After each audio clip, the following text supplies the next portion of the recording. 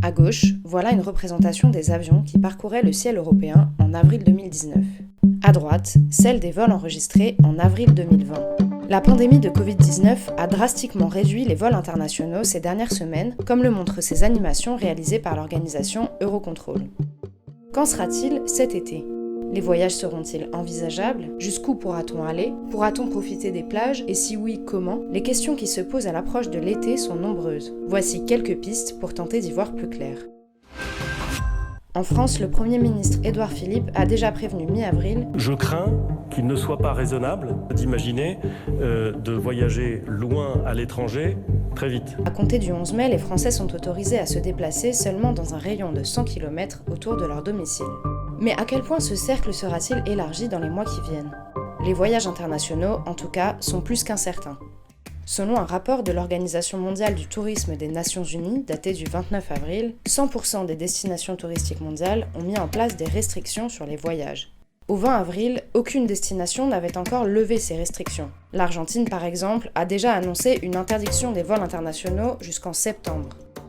L'organisation appelle donc les gouvernements à soutenir le tourisme. Pour ce secteur qui emploie une personne sur 10 dans le monde, les pertes en 2020 sont estimées entre 20 et 30%.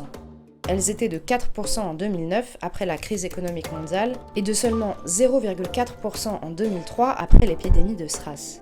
La France a déjà commencé à orienter sa communication en appelant la population à prévoir des vacances dans l'Hexagone. La ministre des Transports, Elisabeth Borne, a ainsi encouragé début avril les Français à profiter de notre beau pays pour les prochaines vacances. Quant aux voyageurs étrangers qui auraient des vues sur l'Hexagone pour leurs vacances d'été, le magazine américain Forbes prévient sans embâche « Vous pouvez oublier la France ». De nombreux professionnels du tourisme craignent que la France, pays le plus visité du monde, soit fermée aux voyageurs étrangers cette année, explique le média. La prolongation de l'état d'urgence sanitaire jusqu'au 24 juillet signifie que toute personne arrivant de l'étranger devra être soumise à une quatorzaine, au moins jusqu'à cette date. 2 semaines de confinement obligatoires à l'arrivée sur le territoire, voilà de quoi refroidir les vacanciers. Le magazine résume ainsi la situation de l'Hexagone, les frontières françaises et européennes étant toujours fermées jusqu'à nouvel ordre, les restrictions sur les voyages excluent le tourisme international, au moins pendant les vacances d'été.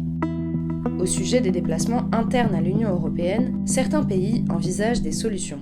Le ministre croate du tourisme, Gari Capelli, a par exemple émis la possibilité de créer des corridors pour les touristes entre pays de l'UE, tandis que son homologue grec, Harry Theocharis, a évoqué l'idée de mettre en place un passeport santé, établi après avoir testé les voyageurs au Covid-19. Mais devant l'absence de décision commune, plusieurs États pourraient passer des accords bilatéraux, relate le journal belge Le Soir. La Croatie négocie avec la République tchèque et pourrait aussi créer de tels corridors avec la Hongrie et l'Autriche. En République tchèque, l'association des agences de voyage estime que ces accords doivent se limiter aux pays qui ont des chiffres de cas comparables entre eux. L'Autriche, qui envisage de tels corridors limités aux Allemands et aux Tchèques, est sur la même ligne.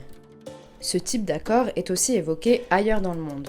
La Nouvelle-Zélande, par exemple, voudrait ouvrir ses frontières aux voyageurs australiens.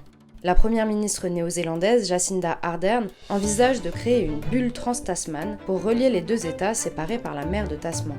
The whole purpose of us discussing the possibility of having a bubble of sorts between us, a safe zone of travel, would be so that you wouldn't have to have a quarantine attached. Qu'en est-il en revanche du tourisme balnéaire ?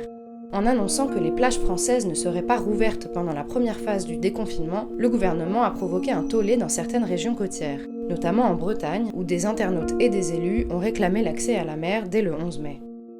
En Italie, où le déconfinement a timidement débuté le 4 mai, l'exécutif entretient l'espoir d'un été à la plage. « Nous irons à la mer cet été », a affirmé Lorenza Bonaccorsi, qui travaille au ministère de la Culture et du Tourisme.